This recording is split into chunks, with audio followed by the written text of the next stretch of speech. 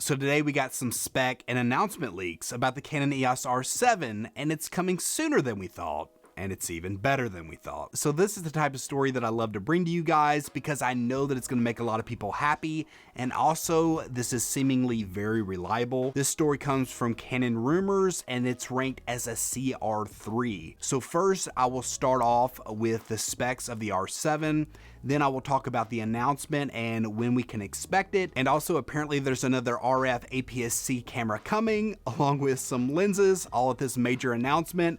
But more about that later. So let's get into the specs of the R7. This will have a 32.5 megapixel sensor. Now, the article words it slightly odd, so I'm not sure if there's still a possibility that it's a BSI stack sensor. It does not say if it is, but that could be a lack of information and not necessarily a confirmation that this thing doesn't have one.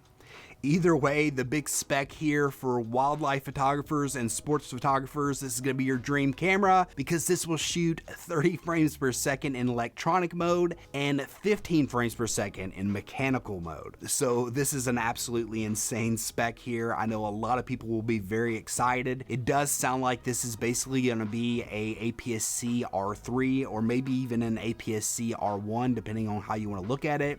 Having a 32.5 megapixel cropped sensor to be able to shoot 30 frames per second.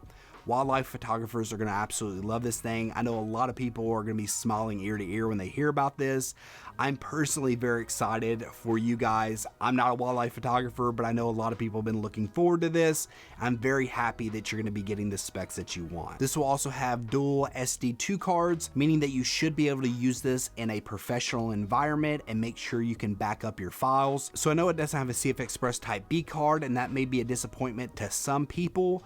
But personally, I think that an SD card Type 2 card, if you get a V90, and this is only a 32.5 megapixel sensor that is also APS-C, I think the file sizes should be very manageable and we really shouldn't have a problem here. Now moving over to the video specs, this will shoot 4K at up to 60 frames per second, so it's not quite like a 4K 120 like we were hoping.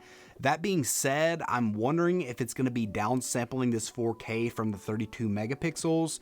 If that is the case, it'll be somewhere close to 7K downsampled to 4K. Now, there's no confirmation of this. This is just pure speculation, but I do not think it's out of the question, so let's just keep our fingers crossed. Now, when it comes to 1080p, that's when you'll get up to that 120 frames per second, so it's not anything higher like the 240 that I know a lot of people are looking for. That being said, I do feel like this camera is going slightly more towards the photography side and a little bit less from the videography side.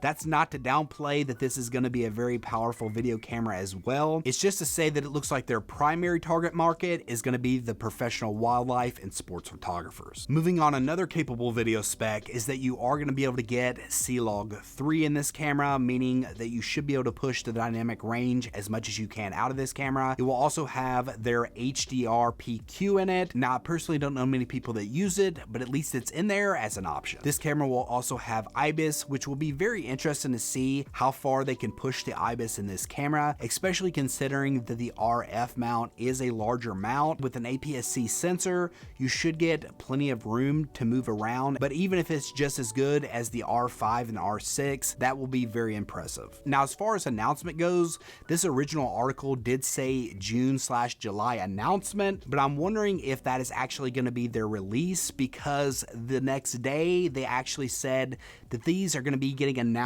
this month, which is very exciting. There's going to be a big announcement event. Most likely it is going to be on the 24th of May, and you are actually getting multiple things that are announced at this event. You will be getting the R7 as well as an R10 and 2 APS-C lenses, an RF 18 to 45, f 3.5 to 5.6, and an RF 18 to 150, 3.5 to 6.3. Now, when it comes to the second camera, this is the Canon EOS R10, which is going to be more of their entry-level APS-C camera. This will have 24.2 megapixels, shoot 15 frames per second mechanical, and 23 frames per second electronic. Now, this will have one SD2 card slot, shoot HDR PQ, and for an entry-level camera, this still has some pretty incredible photography features.